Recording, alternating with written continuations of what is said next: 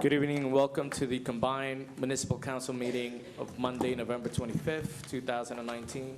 Everybody please rise for the Pledge of Allegiance.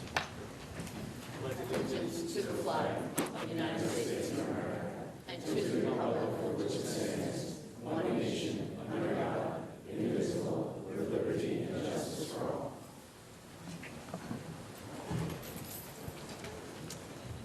Roll call, please. Councilmember Quill. Here. Councilmember Deal. Here. Councilmember Gomez. Here. Councilmember Joshi. Present. Councilmember Lombardi. Here. Councilmember Patil. Councilmember Sandelsky. Here. Adequate notice, please. Adequate notice of this meeting as required by the Open Public Meeting Act of 1975 has been provided by an annual notice sent to the Home News Tribune and the Star Ledger on December 1st, 2018, and posted in Main Lobby Municipal Complex on that same date. They are not. They said they'd need another, like, 5 minutes. Okay, that's fine. So we'll start with the reports. Okay. We're going to start with reports from council committees. I'll start from my right. Councilman Coyle. Thank you, Council President. I just wanted to, as far as the Mayor's Beautification Committee, we are working on several adoptions along Route 1 and Woodbridge Avenue, and hopefully we'll have them applications filled out with the DOT. And just we're opening opportunities for beautification programs throughout the township to discuss. Thank you, Council President. Thank you, sir. Councilman Dio. Thank you, Council President.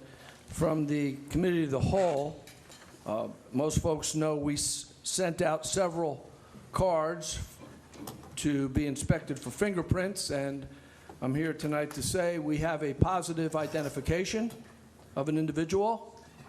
We won't be able to identify that tonight because we're in a process, but we have a positive identification, and we will be making information available as we're able to. Thank you, Council President. Thank you, sir. Councilman Joshi. None, sir. Councilman Lombardi. Thank you, Council President. With regard to the landfill committee, we are still investigating the alternative capping method for the landfill.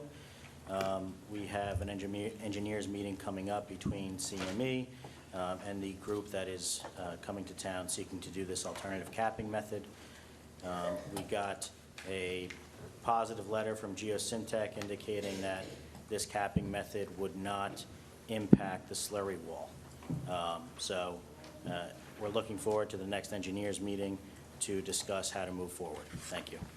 Thank you, sir. Councilman Sandelsky. Yes, thank you, Council President. This past week, we had a meeting of our school board, the council and school board liaison committee meeting.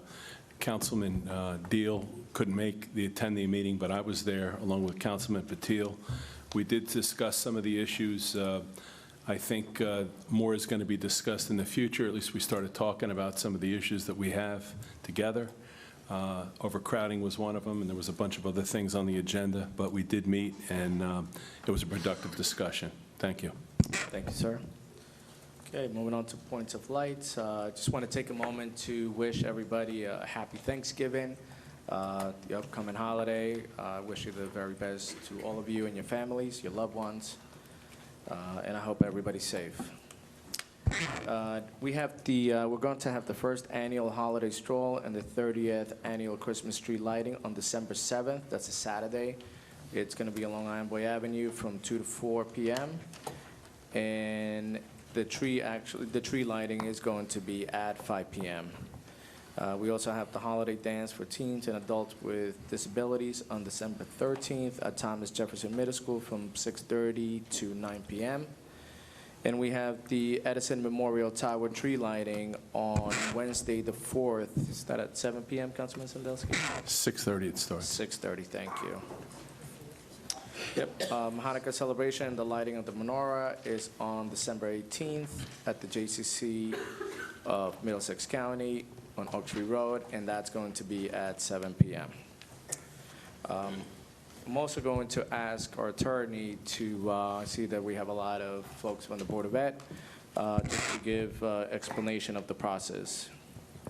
As apparently is already well known, the council directed me to draft a resolution and comply with the other statutory requirements of the consideration of moving the Board of Ed elections back to April.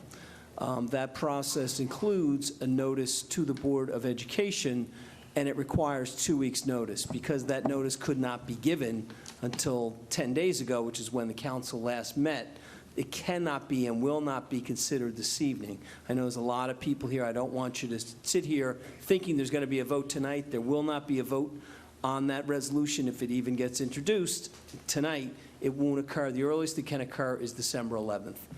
So that would be the next council meeting, which will be a combined council meeting. So just, I'm not encouraging anyone to leave, but I wanted you to know what the timing was going to be, and I didn't want anyone to feel like they wasted their time here this evening. Thank you, sir. Okay, moving on to the agenda items from the business administrator, resolutions A through C. From the Department of Finance, resolutions A through F. We're actually adding resolution R677. So that would be items A through G. From the Department of Law, resolutions A through F. From the Department of Planning and Engineering, resolutions A through D. From the Department of Public Works, resolutions A through D. From the Department of Recreation, resolutions A through C. From the Township Clerk, resolutions A and B. And from the Department of Water and Sewer, resolutions A through D. Any questions? From the member of the, council member of the Planning Board, Mr. Council Sandowski. President? Yes, sir. I just had a quick question going back to resolutions from the Township Clerk. Mr. Russomanno, the 2020 council meeting schedule, did we make sure that, to the best of our ability, it doesn't interfere with Board of Education meetings or any other type of meetings? We don't know what their schedule is. There's 3 meetings statutorily. We have to have ours the 2nd and 4th on the calendar. And it's always on Monday, Wednesday, our meetings. So they haven't set their schedule yet, so they should look at, our schedule to make sure that there's no overlap. I mean, All right, I'll thank you. forward it to them tomorrow if the schedule Yeah, I is think you should approved forward it to tonight. them tomorrow, yeah. Thank you. Thank you, sir. Yeah. I think we're just going to have to pull the mic. Okay, I'll raise my voice, I'm sorry. Thank you. Mr. Sandowski. Thank you, Council President. On Monday, November 18th, 2018, the Edison Planning Board met. The following final resolutions were passed. P 5214 Goldberg Builders, 45 Preston Street. P 5213 Federal Business Centers, Raritan Center Parkway. Amended P 17 2019 Shintan Modi, 122 James Street. And P 21 2019 Edison Land Investment, Route 1 Chick-fil-A. The amended P 2017 Camp Kilmer Road 2, the amended Camp Kilmer Block P 2017 Camp Kilmer, Block 3E, Lot 3.013. Phase 1 of the Affordable Housing Project is underway, and a revised plan of 10/15/19 was a proposal to change one manhole, and instead of pole-mounted lights to use wall-mounted lights. The amended application was approved by the board. We had one business of old business, P 20/2019, Edison Land Investment, Route 1, Tommy's Tavern, Block 198L, Lot 18 and 19, was a carried-over proposal to construct a 14,163-square-foot restaurant with no variances was continued. The board had asked the applicant to bring in a sound expert to analyze the second-floor open dining area to make sure that it did not exceed the allowed noise levels under the Edison codes. The outside second-floor live music will begin in May and continue through October. The applicant's representative stated that the live music will be shut down at 10 p.m. The restaurant closes at 1 p.m. The application was approved with the following conditions. The planning variance for the lot not fronting on the main street was granted since the emergency access is available for fire and police. Adherence to the planners and engineers reports, no live music after 10 p.m., no changes to the approved plan without coming back to the board. The new business that we had was P 5211 Zong Tang, 429 Plainfield Road, was a minor subdivision. Block 1022, Lot 18 and 19, was a proposal to subdivide an existing lot and add one new single-family home. Variance is requested for lot width and lot area. There was no non-conforming lots in the area, and the application was denied by a 6-to-1 vote. P 25-2019, Total Renal Care, Inc., 561 Route 1, Wick Plaza, former Hometown Buffet, Block 161K, Lot 11. There was a proposal to change of use to a dialysis clinic from the Hometown Buffet. They will have a staff of 8 to 10 people and limited deliveries. They'll also have a standby generator. The application was approved with the following conditions. Parking variance was granted, must provide pipeline buffering waiver, must comply with all comments on the engineer and planner's report, and no changes will be made to the approved plan without returning to the board. Presentation of the 1696 redevelopment plan, Golden Mall, 1696 Oak Tree Road, Block 546, Lot 37. The plan was sent by the council to the planning board to do a study on the property to see if it met the criteria of an area in need of redevelopment. The parcel is 667 feet wide and 7.65 acres in size. The proposed use for the site is age-restricted housing, 55 and older, and a mixed retail to provide the people with on-site services. The board voted to accept Mr. Bignell's report that the site was an area in need of redevelopment and send it back to council for their approval. And that's my report, Council President. Thank you, sir. Okay, we are moving on to resolutions of recognition. Clerk, please read. Resolution for Hillary McDonald. Whereas Hillary McDonald, an employee of Tata Consultancy, has been the lead for the GOT program for the past 2 years of our mentorship partnership with Tata and leads their GOT initiative. Whereas on behalf of Mayor Thomas Lanke, Edison Township Council, and all involved in Edison's GOT swag, we deeply appreciate and want to thank Hillary for her involvement with this program. Without her, the program would not exist. Whereas her time, her energy, and effort to make this program successful and impactful to the students was invaluable. Whereas her energy and passion for teaching are an anchor for the program's success.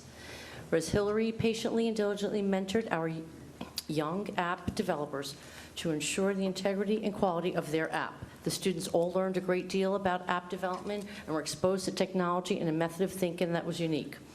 Now there be resolved, the Municipal Council of the Township of Edison, Hillary has made a significant impact to our community, exposing our youth to obtain careers in information technology. Now open it up to the public for comments. Have a motion to close. Motion to close, public? Have a second. Second. Do I have a motion to adopt? So moved. Second. Roll call, please. Councilmember Coyle? Yes. Councilmember Deal? Yes. Councilmember Joshi? Yes. Councilmember Lombardi? Yes. Councilmember Sandelsky? Yes. Council President Gomez? Yes. Okay. We want to now do resolution for SWAG mentorship program participants.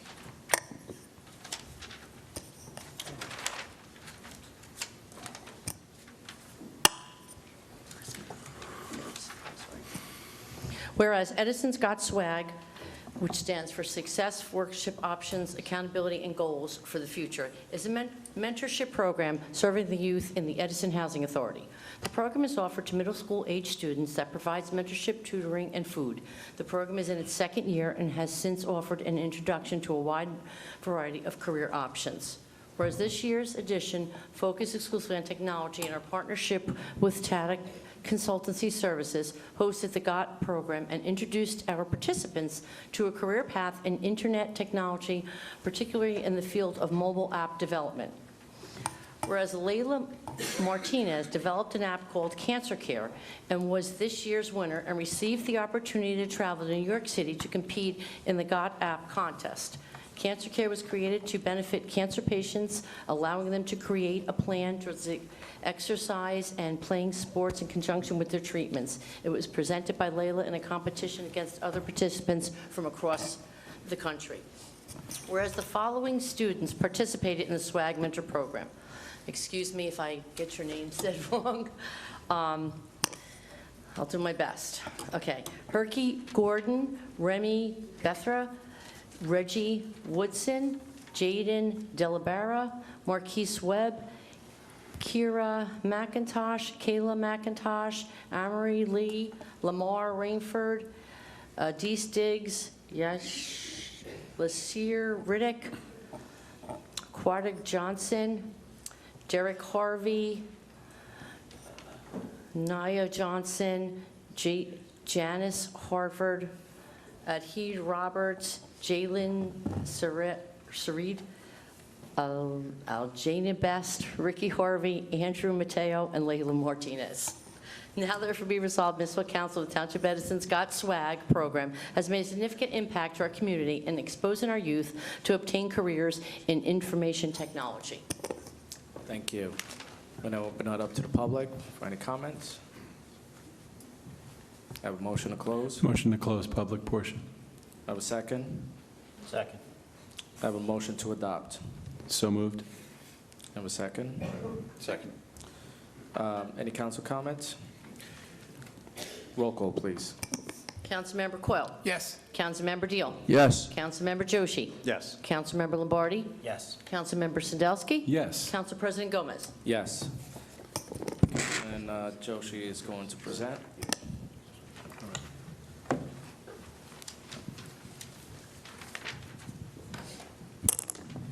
Hillary, can I ask you to come up here now? Let's give her a round of applause, everybody. Come over here. Face the camera. Let me give you this. And this is your resolution of recognition. Come on in here, Sam. I've seen Hillary in action. I've seen the apps that these children have worked on. They've done a phenomenal job. I've judged these contests. I've seen your energy and excitement that you have for this program. I think it's a wonderful thing.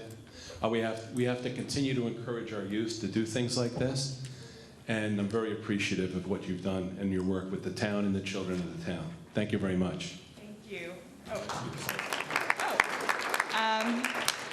Well, thank you guys so much. I didn't expect this, so I feel a little shocked, but thank you. Oh, I'll go this way. Here's the camera.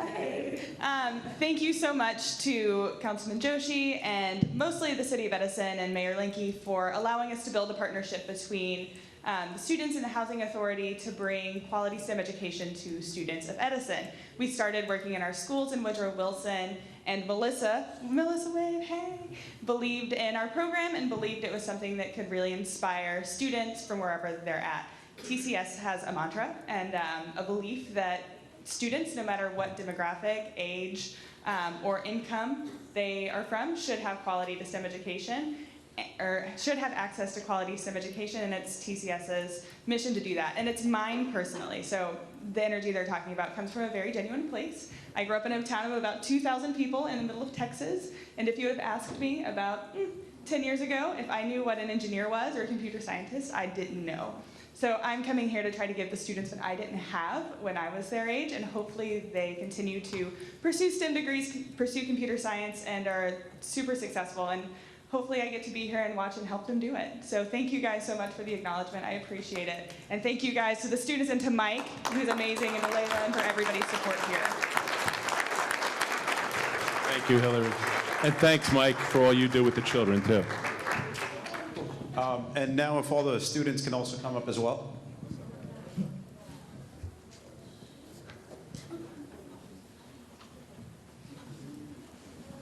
What are you guys, shy now? Come on, let's get up here.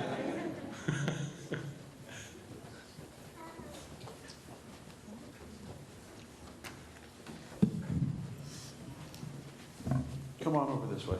Spread out. So first, I also want to acknowledge Hillary as well, because over the last year I've been able to see, this is the second time that I got to see her in action, and she's done tremendous work for Edison Township. And this program is a terrific partnership is a terrific public and private partnership. We've seen the administration, the mayor, Melissa, Mike Campbell, work with Tata Consulting, which is an enormous IT company, global, and they happen to have an enormous office in Edison as well. So this public-private partnership went directly to actually the Housing Authority, and Hillary worked with all these students to inspire them to be engaged in STEM and work on mobile apps. And it was inspiring not only because, one, I got to see people from the same part of Edison that I guess we all grew up in, or many of us grew up in, but I got to see Hillary run a very tight ship. And I mean, if you want, I know there's a lot of teachers in the room right now. If you want to really see how to run a tight ship, Hillary can get people to quiet down in seconds. And I couldn't do that. Mike, I think you were, where's Mike Campbell? Oh, there he is. Yeah, right, you try, but we can't do it like she can. It was very, very impressive. So I do want to say just one more piece here. To all the students that are up here right now, it was wonderful being able to see everything that you guys did and girls did. And what was terrific about it, and what I want you all to know, is that I was born and raised in Edison as well, and all of us have gone through, or you will go through the entire school system just like I did. James Madison primary, James Madison intermediate, John Adams, J.P. Stevens. Each of you can continue to pursue whatever it is that you want to pursue in life. We have the same exact education. I hope that this program was an inspiration for you. I hope that you stick to the fact that when it comes to technology, when it comes to apps, remember what I told you. All of you here can do it better than any of else can because you grew up with this. You know it better than any other person would. You have excellent mentors such as Mike, Hillary. You have the Township of Edison completely supporting you. So I hope you stick to it, and I'm very happy to recognize all of you. And Layla, if you could, this is Layla right here. She was the one who won not just the first round when we had our first round in Tata Consultancy in Edison, but then she presented the cancer care in the top left corner, you'll see. There were hundreds of people in that room. Layla, how old are you? I'm 12. 12. At 12 years old, as much as I talk right now, I would not have been able to talk and present like she could. It was honestly just wonderful seeing it. This is a product of Edison. This is something that all of us should be proud of. So I'm happy to present all of this to you, all of these awards to you, and also give you a pin from the Edison Township Council as well. So if each of you want to hold one, we can take a picture together. Or I guess you want to. There you go. So congratulations to each of you. Here you go. Take.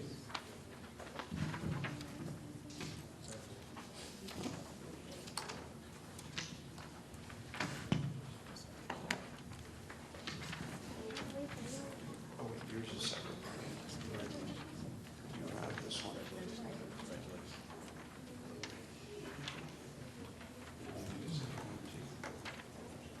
So if we can give them all a round of applause.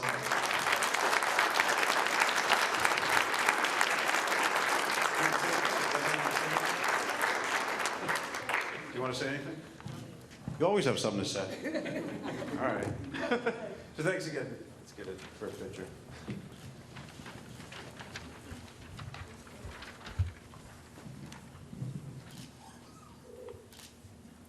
One second. Sorry. Sure. I didn't bring a wide angle.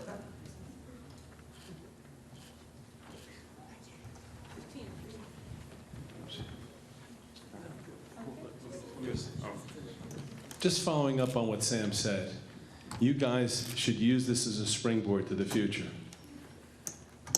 You have the technology at your hands. You now know what you're doing with it.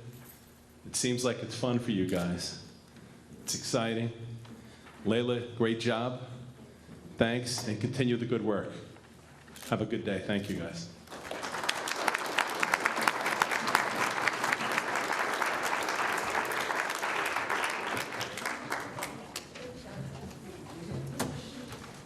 Thank you, Councilman Joshi and Councilman Sandelsky.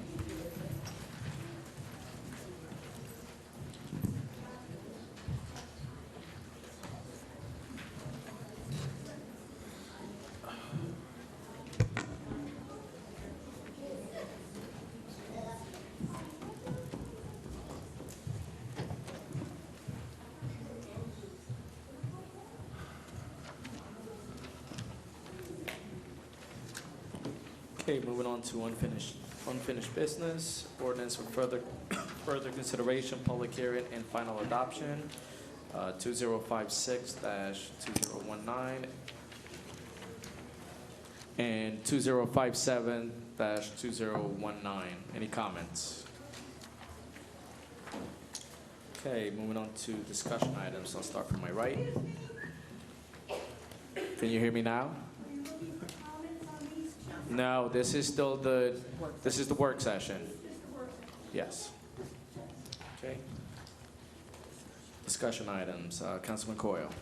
Council President, just to the administration, we discussed a number of complaints last council meeting, and I was given a response from engineering. I just had one open item for Edmond Street. The area residents want to discuss a one-way there. Apparently, what's happening off of Route 1 is that several trucks are bearing to get off at 514, but the GPS tells them to get off a little sooner, and they're turning onto a residential road.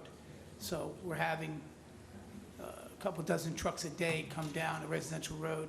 I'm just curious where we are in the status of speaking, doing a study with the police department and the DOT.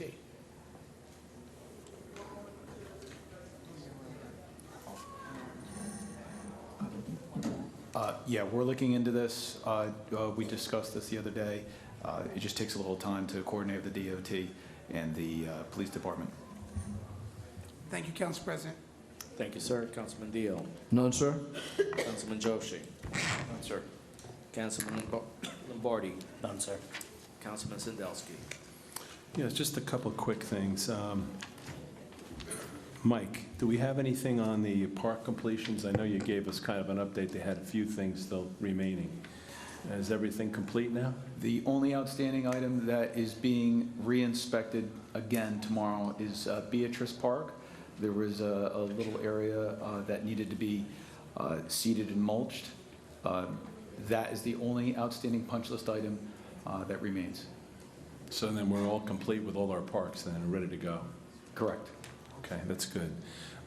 Also, how about our parking program? Where are we in our parking program? Are we finished up yet, or? Maureen? They're still finishing up. So they'll be working for the next couple of weeks, right up They until should be, yep. the end of the month. I know they were working in the north end, they were doing some, and I guess they're doing some in the south end too. So in the next couple of weeks, we'll be done with this year's paving program. And then also, Maureen, just happy to see on the agenda the mini veal furnace, that we'll have that before the start of the winter. Thank you. That's it. Thank you, Council President. Thank you, sir. Okay, we're moving on to the regular portion of the meeting. I'll forego Council President's remarks. And we're jumping into unfinished business.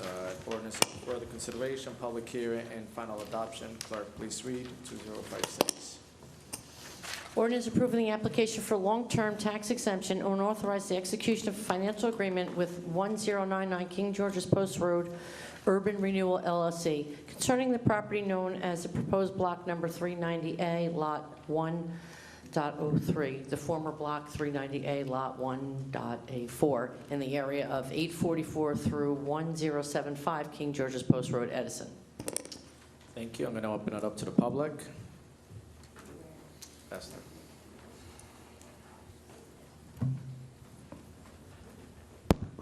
Esther Nemitz, 162B Fay Street.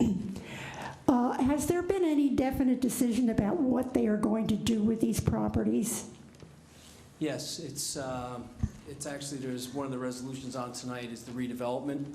The redevelopment agreement, they're going to be building 2 warehouses. One, I want to say, you know what, let me not guess, I can tell you exactly the size. Maybe I can't. One of them is about 200,000 and the other one's about 100,000 as I recall. But they're warehouses. Well, I would like to make a suggestion.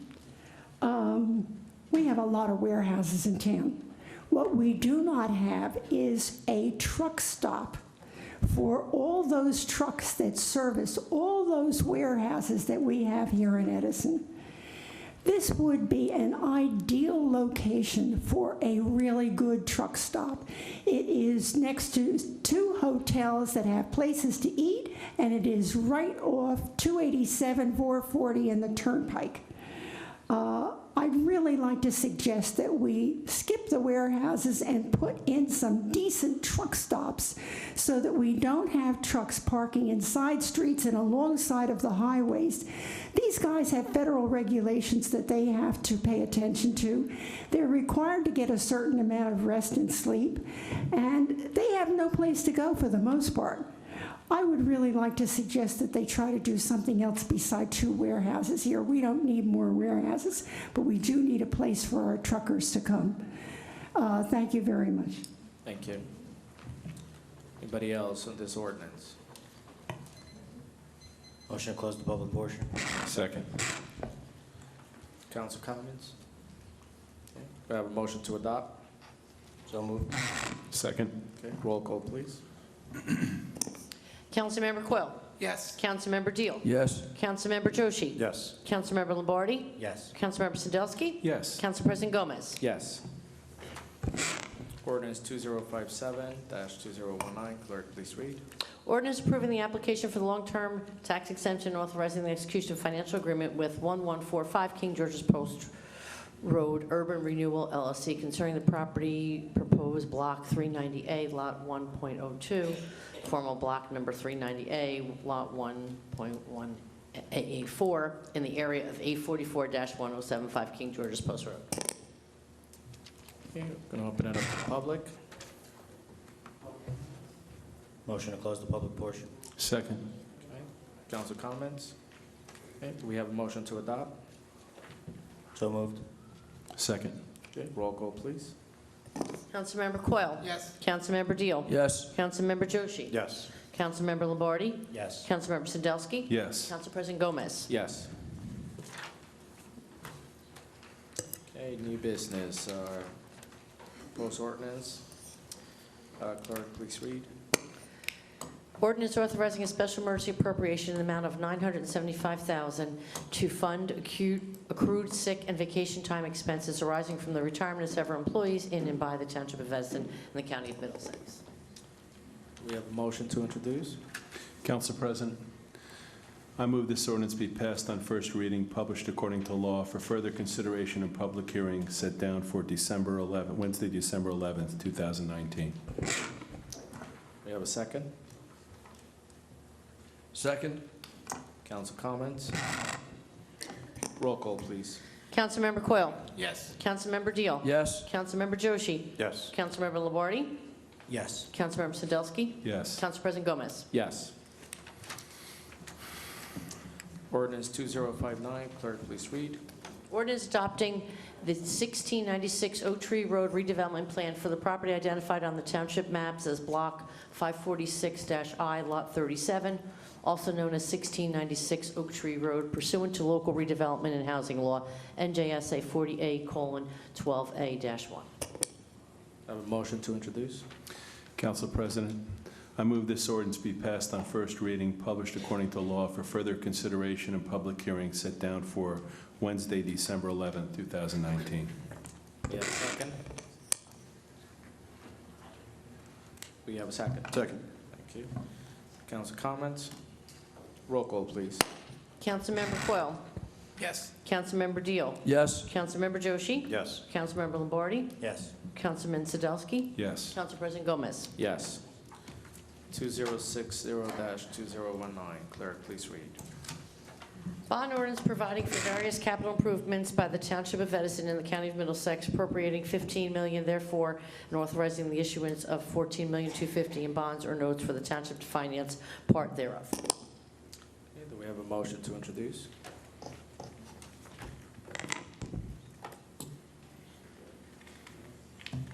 We have a motion to introduce? Council President, Yes, sir. I move this ordinance be passed on first reading, published according to law for further consideration and public hearing set down for December 11, 2019. Thank you. Do we have a second? Second. Okay. Council comments? Roll call, please. Councilmember Coyle. Yes. Councilmember Deal. Yes. Councilmember Joshi. Yes. Councilmember Lombardi. Yes for introduction. Councilmember Sadowski. Yes to introduce. Council President Gomez. Yes. Okay, we're gonna open it up to the public for comments on the resolutions. Esther.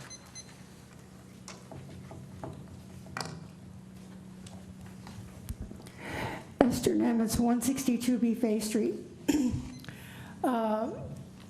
First of all, on 653 and 654, I want to reiterate my suggestion for these two areas that are controlled by federal business centers, that they be used not for warehousing, but for a really badly needed truck stop.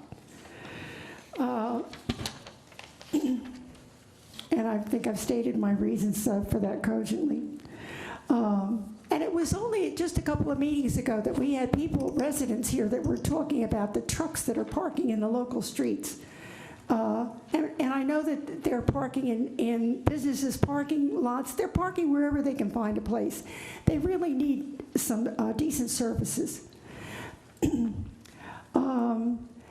Resolution 671, I really am in support of the funding, the grant funding that we're getting for Dudash Park, so that we can have those improvements made over there.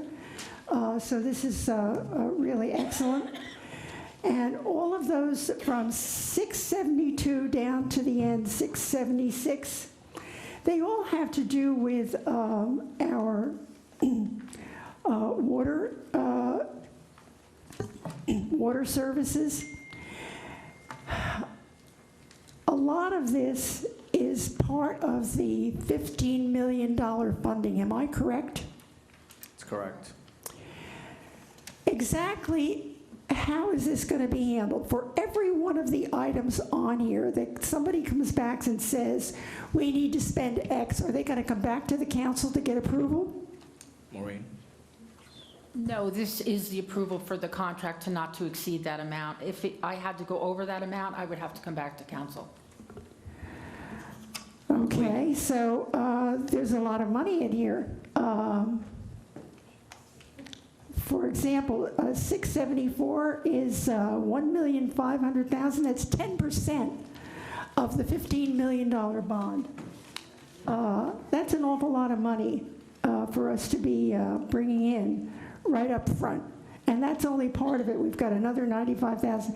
All of these are really substantial portions of the $15 million bonding that we're going to be doing. When I asked about the $15 million bond at the last council meeting that I attended, I was given to understand that they weren't going to go out for the whole bond all at once. But I have this feeling that they're going to go out to get the whole amount. And they're going to sit there with it, and there's going to be, I'm wondering, how are we going to know what's going to be going on with all this money, and who's in charge of it? Well, the council and myself are in charge of it. Like I said at the last meeting, anytime we have to go or spend any money, I have to come to council over 17.5. So they'll be a part of this process the whole way, as well as the public. Okay, well, I'm certainly going to be watching for that because it's a lot of money. Thank you very much. Thank you. Anybody else on the resolutions? Walter?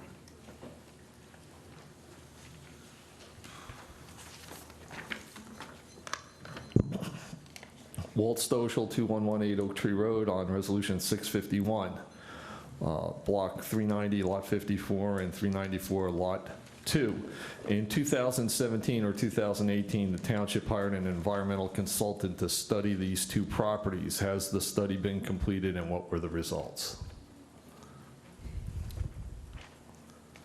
No, the township didn't hire anybody to investigate. This is the, if and I believe I'm right, this is property owned by the EPA. Yes. That is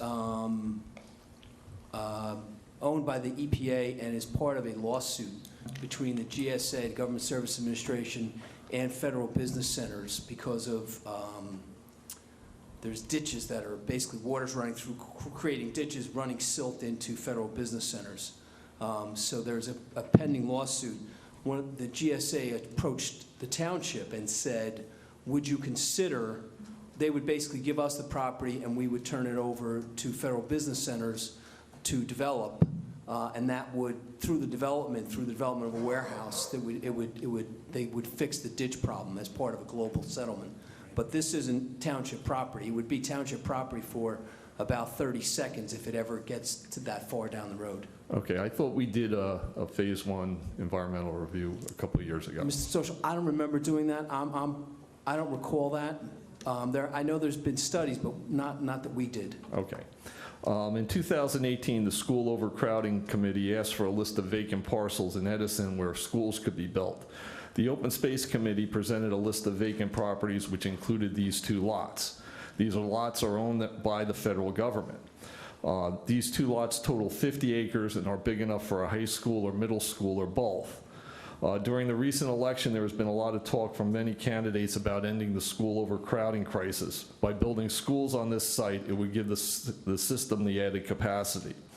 While the federal government would sell the property, it might be cheaper to buy it than if a developer bought the property then sold it for a school. We also have needs for cricket and other sports facilities which could also be incorporated on this property. There's also a threat if these 50 acres become privately owned that housing would be built on it like was done over at Camp Kilmer. Ask any resident with children in this town if we need more warehouses and truck traffic or more schools and community facilities, and they will pick the latter. The township has declared many areas in the town in need of redevelopment, and the residents have not seen any benefit other than the increased ratables. On Resolution 644, the HVAC system at Miniville, why is that an emergency? Only because the winter was coming so fast. They're doing the roof and the heating system. And this wasn't part of our usual maintenance of the, No. the 5-year plan, 10-year plan of fixing it? Not this part. So we're not going to let that die like the heating system over at Stealth? Correct. We didn't have, we had to have supplemental heat there last winter, Walter, and that's why we're doing this. On R671, the Dudash Park resolution, I support that. We've been working with the Middlesex Greenway Coalition and the town and the county on the Greenway access plan there, and it's a good project. Thank you. Thank you, sir. Mr. Diamond.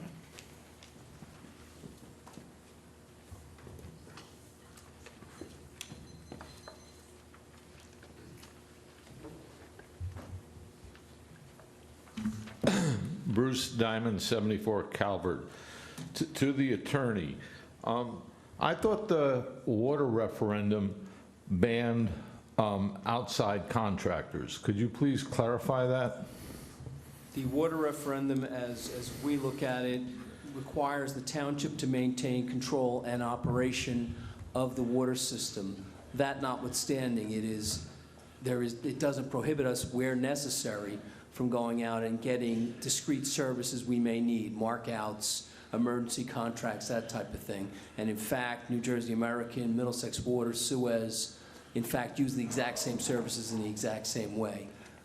So we view it as allowing for discrete contracts such as this. We could not, however, go out and hire an operator or something along those lines. But for discrete, specific services, that is still allowed, even the way the ordinance was written. I guess I'm still confused, because if I read this, and I know it's not the resolution, it says emergency water main system repair services. Right. So that's not marking out roads or, No, prep work. It's digging a hole in the ground and replacing a valve. And if we've got a guy making, probably with benefits, close to $300,000 a year, and we're spending $1.5 million on getting the beginnings of all this equipment, and eventually we will have spent $15 million buying Tonka trucks and blah, blah, blah. I'm confused why we have to go out to get work done. Is the town not capable of doing it? This is for emergency services. On January 2, in the middle of the night, we have a major, as I recall, we had a major water main break on Stephenville Parkway about 4 years ago where the water gushed for hours. New Jersey American, with their emergency contract, still needed time to get that closed. Sometimes it requires, again, as I understand, I don't pretend to be a utility operator, but it requires massive equipment, some of which we would not have available, some of which we would just not have the manpower. And to keep those number of personnel on call, if you will, we're certainly going to be well-staffed, but to keep all those people on call would drive the rates much higher than they need to be. And so, again, for emergencies, we have a contract. If there's a problem, if there's going to be repairs, there's going to be maintenance, that will be done in-house. But if there's an emergency break requiring a quick response to it, that would be handled by in this emergency contract. Will that be throughout the next 4 years? Every year we will have this kind of plan in place because we will have never geared up to take care of emergencies? Mr. Diamond, I'm not sure I'm comfortable predicting what it's going to be like, but initially, at least, it's something that we should. At the end of the day, the first and foremost responsibility is to provide the service, produce the water. I guess I'm still confused by bringing it in-house. I thought the argument made by the people who voted for the referendum was they wanted it in-house, and the people who were leading the charge wanted us to take care of it. I understand. And it's disappointing that we get it both ways. I notice AJ is not here this evening. I notice he missed the vote on the $15 million. I hope the rest of you don't vote on this $1.5 million and you save it for January 1st for the people who argued for this referendum to support it. I don't think it's fair for you people to vote on it. I don't think it's fair for you to vote on anything except getting the water meters. Thank you. Thank you, sir. Still on the resolutions. Have a motion to close. Second. Motion to close the public portion. Second. Thank you. All in favor? Aye. Any resolutions to be pulled? I'll start from my right. Councilman Coyle. None, sir. Councilman Dio. None, sir. Councilman Joshi. None, sir. Councilman Lombardi. None, sir. Councilman Sandelsky. None, sir. Have a motion to approve the consent agenda. So moved. Have a second? Second. Thank you. Roll call, please. Councilmember Quell. Yes. Councilmember Deal. Yes. Councilmember Joshi. Yes. Councilmember Lombardi. Yes. Councilmember Sandelsky. Yes. Council President Gomez. Yes.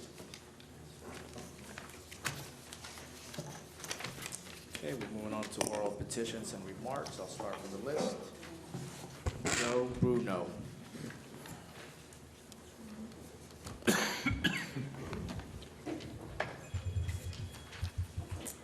President Gomez, other council members. My name is Joe Bruno, and I'm a special ed teacher at John P. Stephens High School.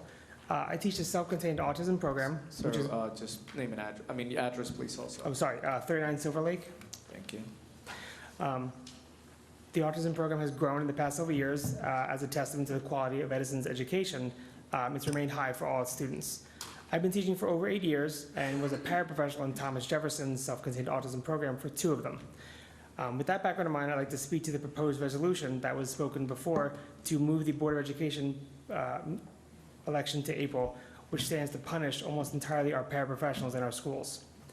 The paraprofessionals function as instructors in self-contained programs, instructional aides for students, and job coaches for work-based learning programs and structured learning environment opportunities are the city's employees that will most dramatically be affected when the last council's electoral change took place. Now, my father was a union carpenter and millwright, and their mantra was, cheap labor isn't skilled and skilled labor isn't cheap. And while that is a drastic oversimplification of economic theory, the trained, dedicated, and caring work of Edison's skilled paraprofessionals shows them to be the true workhorses of our special education programs. Incentivizing this kind of excellence in our teachers has propelled Edison schools to be ranked as some of the best in New Jersey and some measures of the country. And maintaining a meaningful incentive for our paraprofessionals is paramount to the education of Edison's special needs students. Without these paraprofessionals, these students that we serve would never be able to participate as tax-paying members of the community. Students that only 3 years ago may have been injuring themselves or others but now can perform a literally innumerable amount of vocational skills and qualify for taxable employment in up to 3-4 years. I myself have left more than one classroom bruised, bleeding, and short of breath to help a student stay safe as a paraprofessional. The job's hard and taxing to the body and heart.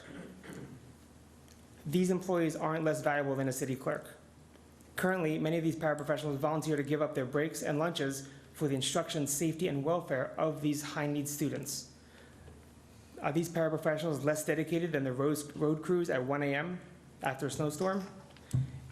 The care and welfare of these citizens and students are valuable to the council.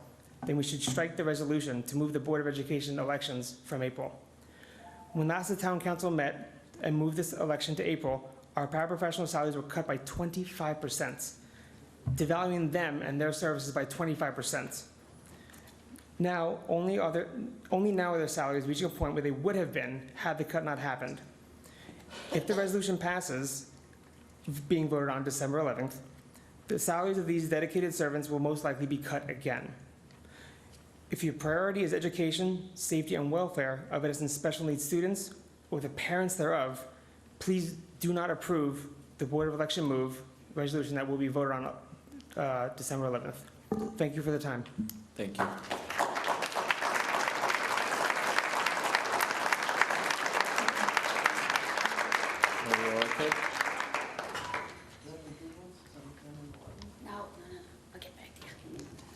Hi, Maria Orchid, 83 Jefferson.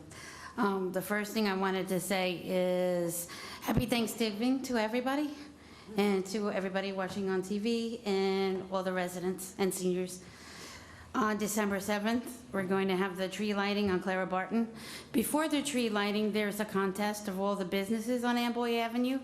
We're asking the residents if they could say which is the best storefront. Sort of like when you go to Fifth Avenue in Manhattan and you're looking at all the storefronts and the big retailers. And then at 6 o'clock, the tree lighting in front of the Heritage. When I took a look, another thing, when I took a look at the dates that were listed for the possible meetings for next year, there's 3 dates that coincide with the Board of Education meetings. Unfortunately, this evening is another meeting that's coinciding, so it's kind of hard to make 2 meetings at the same time. Also tonight at 7:30 is a program in the Metuchen High School that's going to cover vaping. So I was wondering if there's any plans for Edison to tackle that project. The vaping is a big thing in our schools.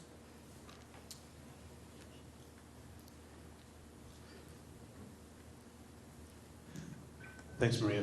Matter of fact, the same program that's being presented in Metuchen, I met with the state representatives last week, and they're going to make arrangements to do a community-based as well as in-school programming for us. And the good news is there's no cost involved. They do it free of charge. Okay, good, because I'm worried. It's the same program that's being advertised here. Right. Will be offered as, so we'll probably have to do multiple community events only just because of size. But like I said, I met with them, and they're definitely committed to put this on the agenda. Yeah, we look forward to that. Any update on the farmers market for next year? We've lost a lot of programs this year because we didn't have one. True. I actually, last week as well, too, I met with the president of the Farmers Association and a couple of his associates. They're trying right now to look for some newer farms or farms that are looking to kind of carve out. So I passed my card out to these guys, and they're going to see what they can do to try to get somebody involved.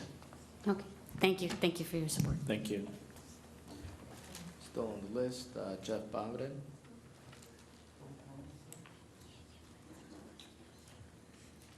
Good evening. Jeff Bowden, 2 Ethel Road, Edison, New Jersey. I thank you for letting me speak this evening.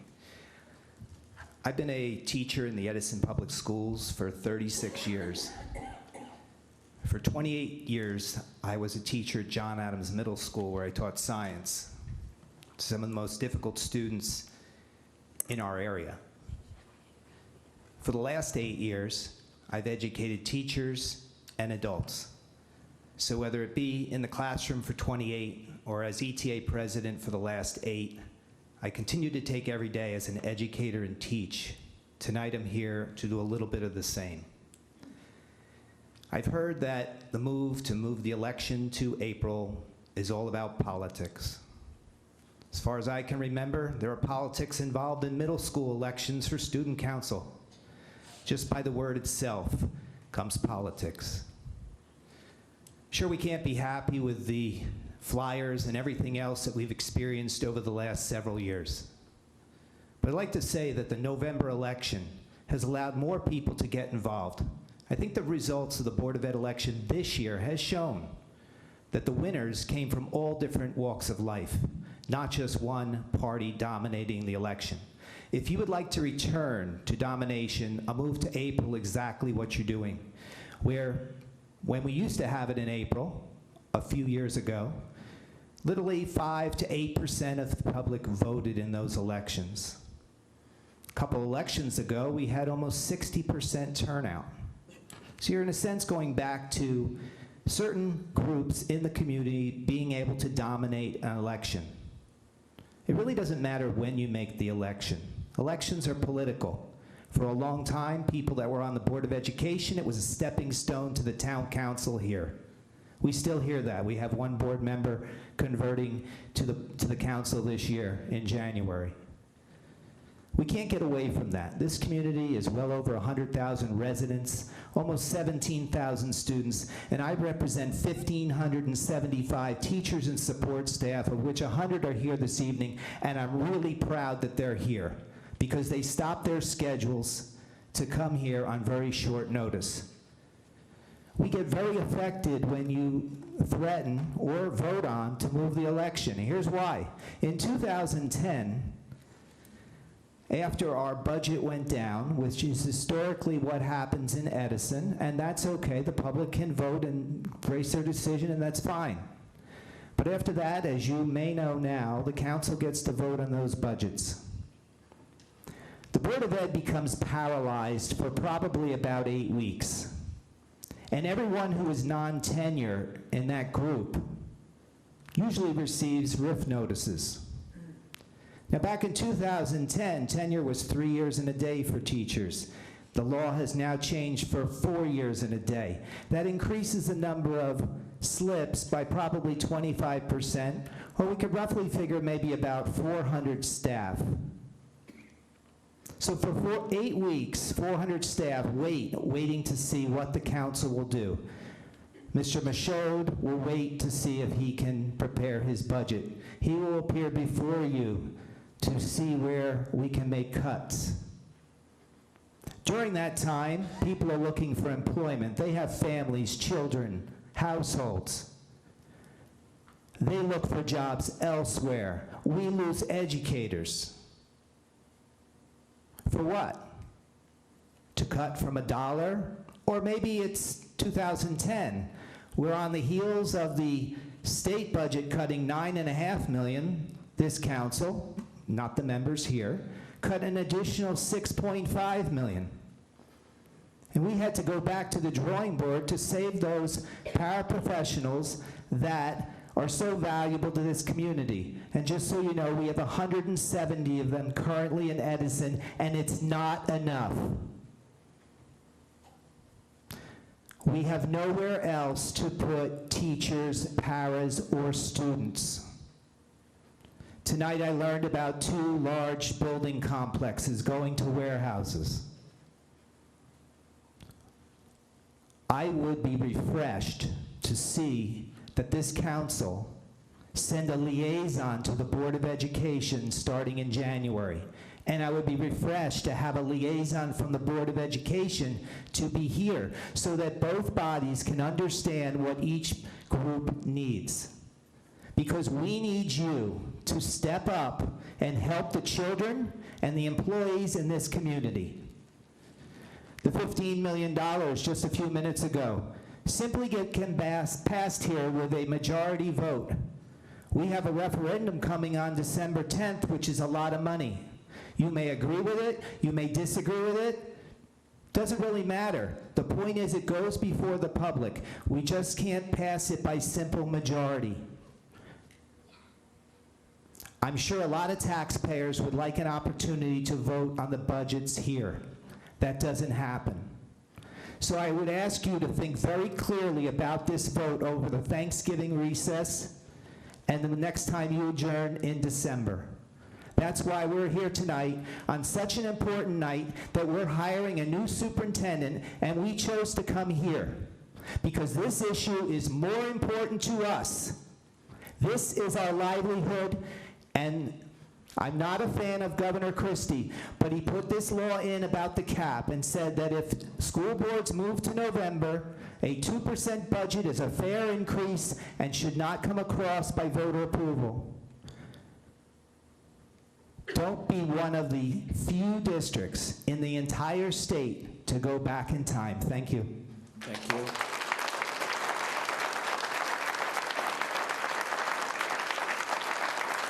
Still on the list, Sue Campione. Susan Campione, 8 Schiffer Court in Edison. First, I'd like to say that this meeting was supposed to take place last week, and when you decided to change it, you did not look at the school board calendar and know that they had a meeting tonight. This could have been next week. Moving the board election to April is the wrong decision.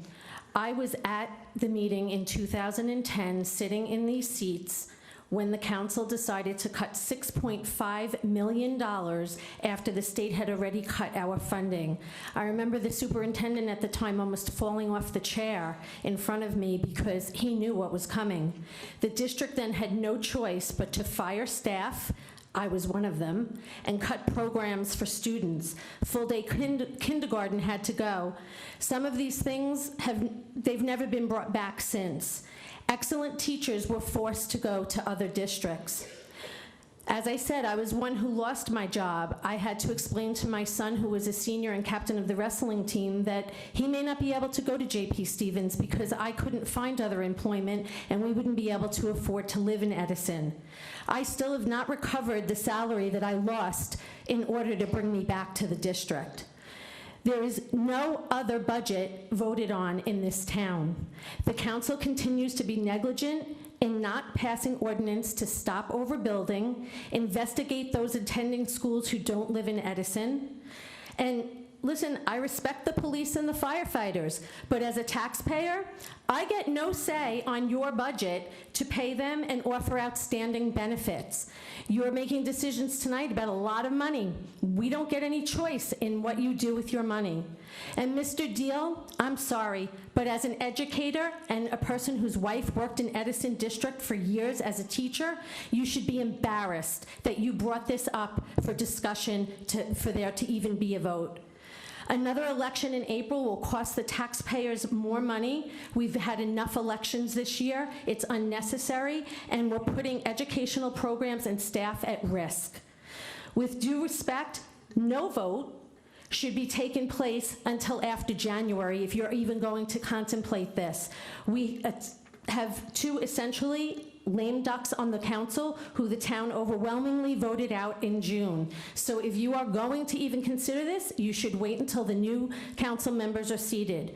I urge you to be very mindful of the destruction that the risk of a no vote on a budget that by law must remain within the 2% cap will do to the children of Edison.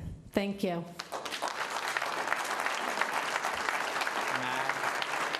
Reback.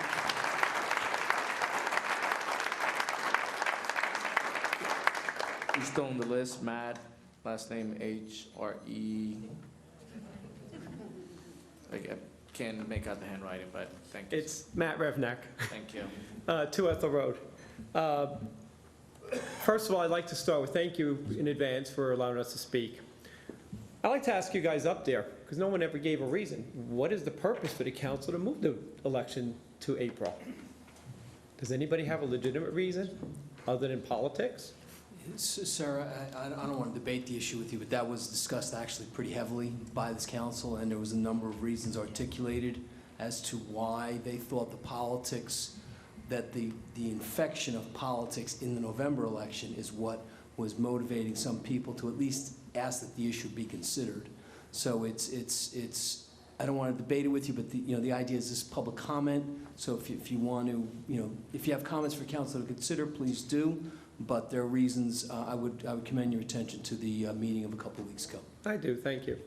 Okay, so comments. As Mr. Bowden said, election by its in and of its name is political.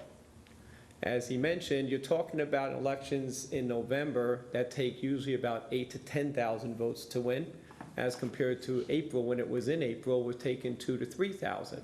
So you have an election of officials in a public capacity that was decided by 3,000 people. At least in November, you're looking at 10,000. Okay, that's one big issue. Second thing is, running the election in April, we know that there's a cost of $50,000 for running the election. But it's also an interference when we're talking about safety and security of schools and what has happened, because now you have people in and out of those buildings every day. We have to have added security thrown on, and it becomes, again, an unsafe situation. In terms of the monetary, the budget, you've heard some response. I'm actually the person that does the numbers for the association. We send out the board's budget for review to find out if there's additional money. And quite honestly, their budgets have been pretty fiscally sound. There's not a whole bunch of, extra money thrown into their budgets. So, looking at it from that point of view, as was mentioned, $6.5 million cut the last time the council voted on it was really devastating to our district.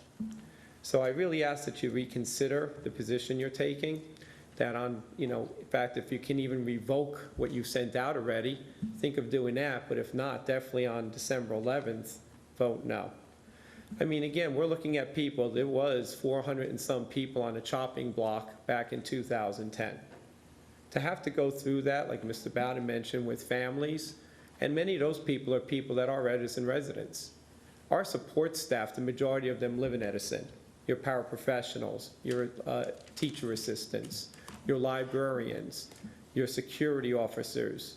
That doesn't even include people that aren't our members, like facilities and lunch aides and things like that. So these are people that are directly impacted by this, this vote. It's really sad that politics comes into play. I hate politics personally. I wish we didn't have to deal with it at all. But I know it's part of what we live, and we're a political entity also.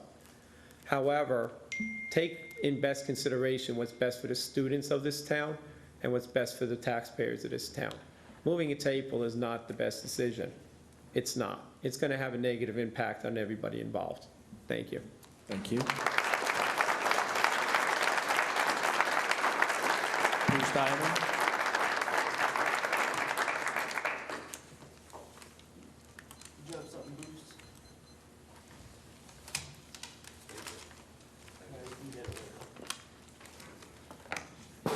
Still Bruce Diamond, 74 Calvert. First off, I'd like to thank Officer Ship, I think is how you pronounce his last name, and Lila from the Health Department. We had garbage men picking up anywhere between 6:30 and 7 in the morning, and it seemed to stop through their efforts and my logging of all the shenanigans. The zoning board had a nice win, or surprising win this week when they shut down an apartment house. How unusual. Planning board had another surprising win where they shut down a subdivision. Well, what I don't understand, when you listen to zoning and planning boards meetings, they quote some sort of book that says X number of parking spots per house, X number of kids per house. But I honestly don't think those ratios are representative of what we have in Edison. Also, with the economics today, you can find a family of 3 in a 1-bedroom apartment. So I'm glad to see that they got rid of it. With 2058-2019, how many employees is that sick pay? Report that I can give you. I don't have that off the top. Pardon me? I have a report. I just don't have it with me. Do you know the largest single amount to the single highest person? No. I'm sure it shocked you, so you can say kind of that number. No, I would say it's probably a police officer, though. Okay, I'd love to hear that at the next meeting. The $15 million in 2060-2019, what is that for? Just general stuff in town? That's for our general capitals. Has nothing to do with water? Absolutely nothing. Okay. I've always find it interesting when people talk about it's for the kids. And first off, my wife was a New York City school teacher. She got war pay. She didn't get the benefit program or the pension program that existed in Edison at the same time that she was teaching. Whenever I hear people talk about the Board of Education budget, they always say it's for the kids. Why are we having the Board of Education budget election in November if that's going to cost $50,000 to $100,000? We're so concerned about having a school board election in April. Why are we not concerned that the school board budget didn't occur in November when so many people could have voted for or against it? It's just troubling. And happy Thanksgiving. Thank you. Walter Scotial.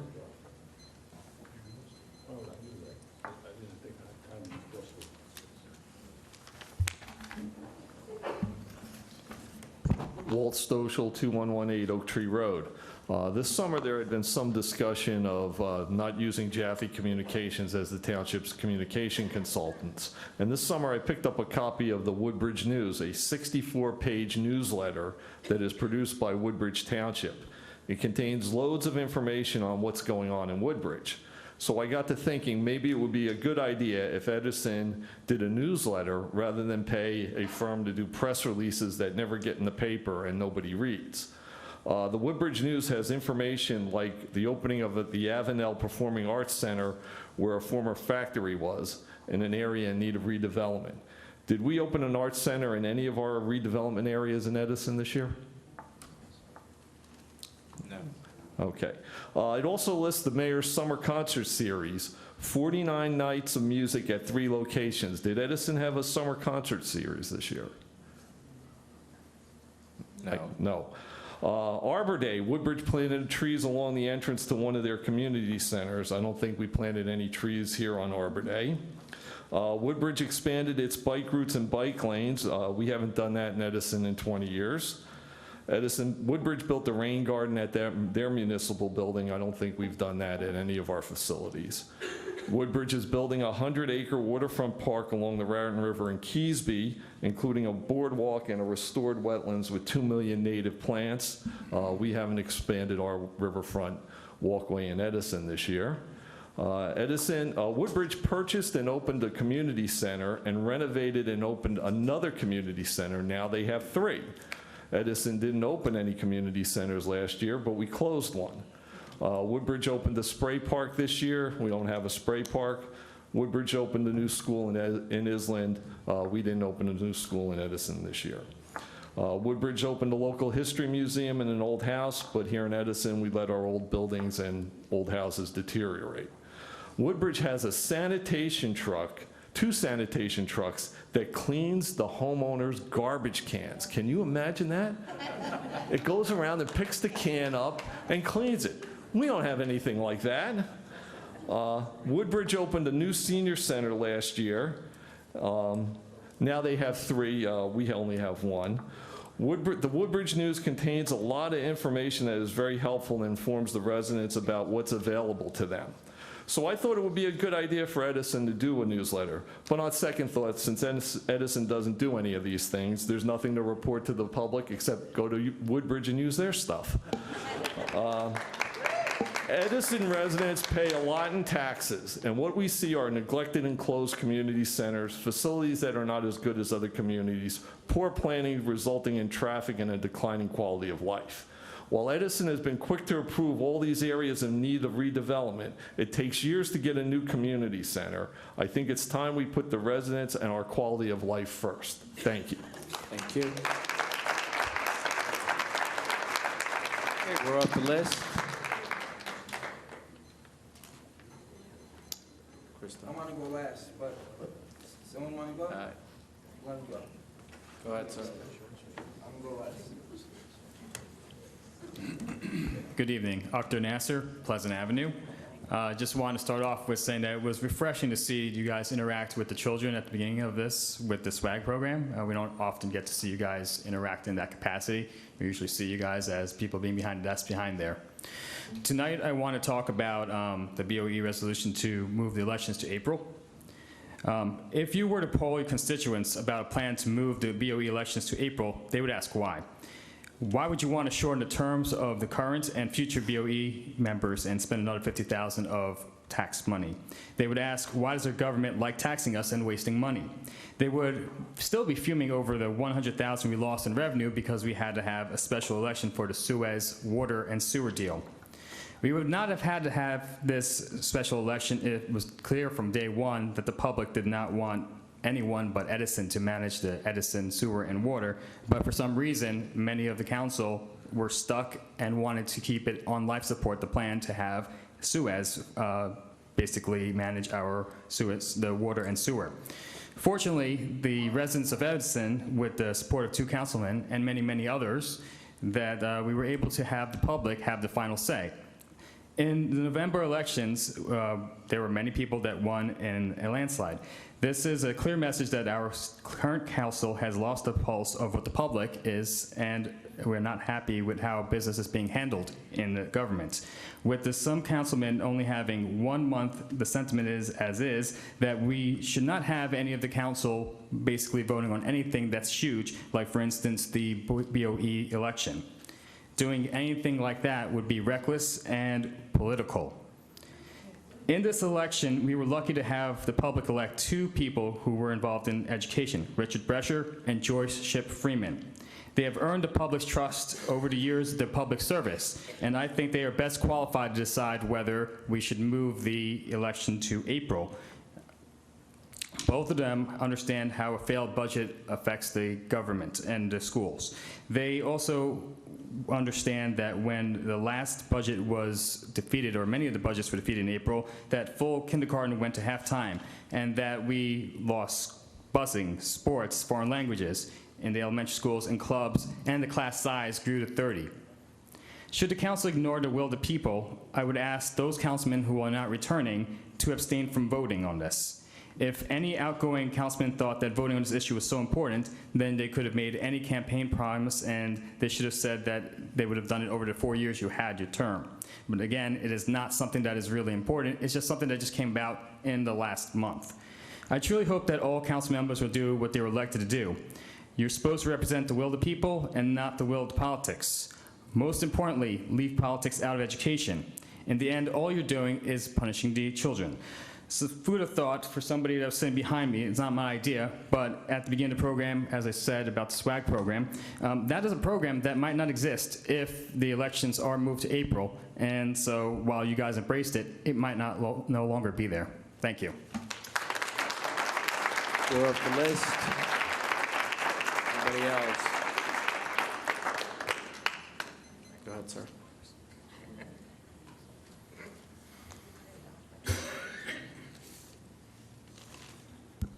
I would love for the mayor of our town council. Name and address, sir, please. Oh, come on, you know who I You am. have to do it for the record. That's why we never catch the people who sent the racial flyers. Crystal, 40 Fox Road. Why has the president of the EDO not resigned despite of the Trenton issue, where he was kicked out of the State House as Robert Karabinchak's chief of staff? Sharik Ahmed. Does anyone have an answer for that? Sir, this is public comment. We've been over this. If you want to make some comments, Okay, this you don't council want will to be answer? happy to listen to you. Understood. I would love for the mayor of our town, or our town council, to clarify this once and for all Edison Township residents. Does a deputy mayor position exist? And if so, is Mahesh Bhagia elected or appointed to that position? There is no deputy mayor position. Thank you for clarifying that. I love you. See how hard that is? See how easy that is, North Grave? Sir. It's a yes or no question. Why does the president of the Edison Democratic Organization, his mother, has a $25 an hour part-time job at the library? Did anyone know about this? Comments only, sir. I mean, I used to work as a CNC operator getting $15 an hour, and I was grateful for that. But, all right, it should be investigated. You guys won't investigate it. Sharik Ahmed, president of the Edison Democratic Organization, has numerous sexual harassment cases in the state of New Jersey. Why don't you guys ask for his resignation? Sir, you're not going to These are stand at facts. that mic, you are not going to stand at that microphone and defame any I am resident not of this defaming anybody. community. This is public record. Then it's I'm- public record, sir, and if you're willing to stand behind that, then you better have the facts, because Well- otherwise you're going to wind up on the wrong side of a libel. Sue me, but right now, I want to know why my elected officials will not force somebody to resign who sexually harasses women. I want to know that right now. Mr. Ahmad does not have a position in Edison Township. He He's is a the- he's- political figure, He's the sir. head This of the body Edison is not Democratic in charge of Organization, political figures. And the Democratic committeemen can vote him out, they just refuse not to. Next question, sorry about that. Sam Khan declared a jihad against Indians. It is quite evident in his video. Why does he still have a job here in Edison? Why hasn't he been fired yet? He's not employed by the Township of Edison. He works in one of the boards. He does not. Okay. I heard differently, but I'll come back and fact check that. Sharik Ahmed, president of the EDO, lied and claimed he has no idea who is M. Haki and A. Ahmad.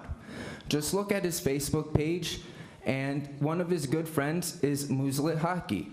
His September 14th posting promotes violence against Indians. Why are the names so familiar? N. Haki and A. Ahmad sent out police reports on a BOE candidate and character assassinated 2 other BOE candidates. You guys need to know the truth, I mean. Mahesh and Raj Bhagia, Sam Khan, Sharik Ahmed, Satish Bundi, Musla Haki, A. Ahmad, Deepak Balani, Neville Aristani, Shannon Peng, Tahir Masood, and Dr. Zubair all had offices inside the Oak Tree Road EDO offices. Fire them all. We would not even be talking about changing the elections today if they didn't pull the crap they pulled. Blame these people. Am I right or wrong? You even made a video going against the IGL team saying what they did is wrong. This is public record, so it's not like I'm making any of this up. At a Sam Khan Jihadi Sacco event, Mahesh Bhagia declared he was special assistant to the mayor. Bill Clinton also had a special assistant. Her name is Monica Lewinsky.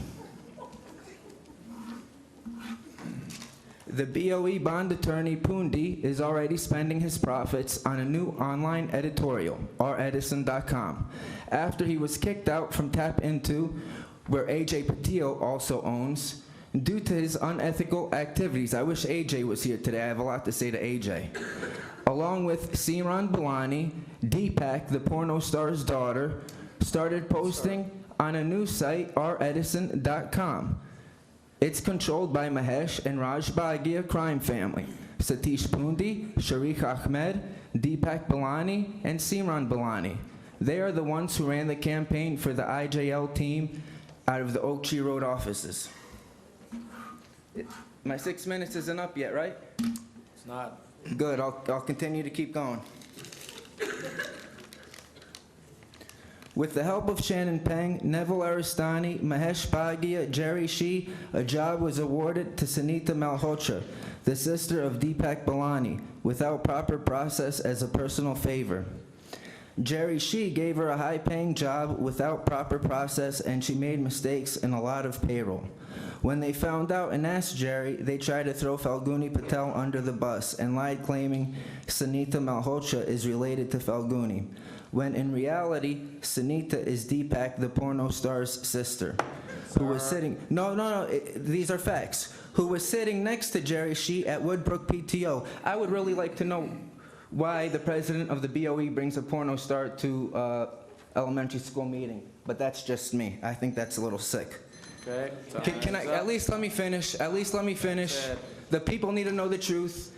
One day, Joy Shipman Freeman was up here for 9 minutes. She was up here for 9 minutes. At least let me finish the end of my paragraph. No. Sir, you are done. Of course I'm done. You never want to hear the truth. I mean, it was your Democratic Party that started this crap. Sir, you're done. We wouldn't even have to move the elections if it wasn't for you guys, all right? So I'm leaving now, but cut the shit out. Cut the shit out. Sir, No, language. Sam Joshi, you waited last minute to denounce your own Sir. party. You should be ashamed of Christo. yourself. You waited the very last minute. I'm leaving, I need to get my jacket. You guys allowed Sam Khan and Jihadi to run You can wild. get your jacket, you cannot keep running your mouth. I Leave. already told you I'm leaving. You just don't want everyone to know the truth, and it's not my fault. You guys let Deepak Malani, Satish Pundi, the BOE bond lawyer who's gonna make $9 million off of this deal. Why don't you tell everybody that? No, I'm done. I'm done. Okay, anybody else? Democrats have spent 12 minutes, but me, you cut me off right away. Okay, anybody else? We have, Motion to close the public hearing. Second. all in favor? Council President, Yes, sir. is the public portion closed? Public portion is closed. I just want to make comment to the teachers who are here and families attending tonight.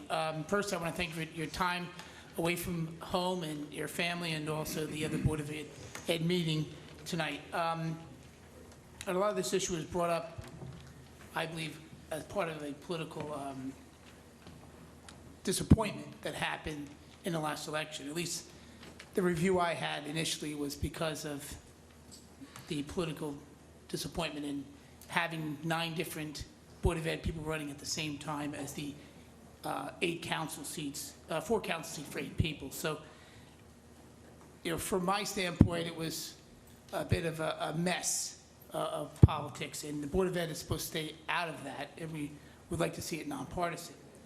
So that was my initial review. But after listening to everyone here and the phone calls I received and speaking to others, it's not my position to want to move it, and I have no interest in moving it. And I understand it is best to stay where it is and have the election in November. So I just want to state my position. Thank you, Council President. Thank you, sir. Do we have a motion to adjourn? So moved. Oh, do I have a second? Second. All in favor? Aye. Meeting stands adjourned.